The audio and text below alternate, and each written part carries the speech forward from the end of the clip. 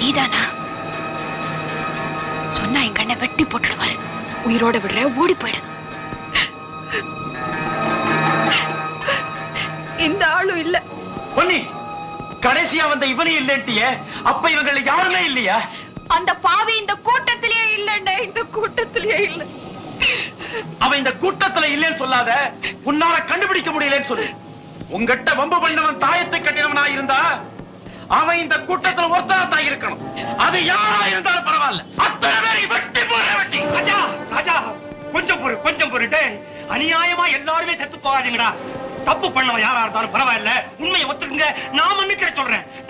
கூண்டோட போயிருவீங்கடா. வேணாண்டா, சொல்லுங்கடா. இன்னும் ஏன்டா சும்மா இருக்க? உனக்காக என்ன தாக சொல்றியா? நாங்க நான் உண்மையை சொல்லிடுறாங்க.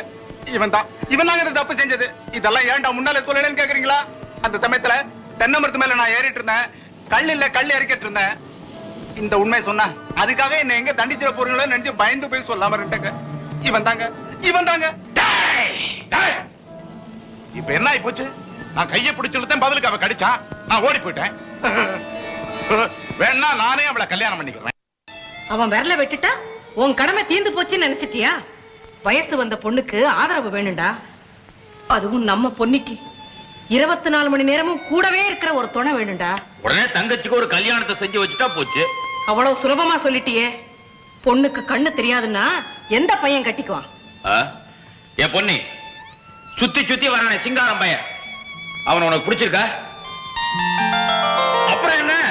கட்டா தாலியங்கிற கட்டல பையனை ஒரே வெட்டு.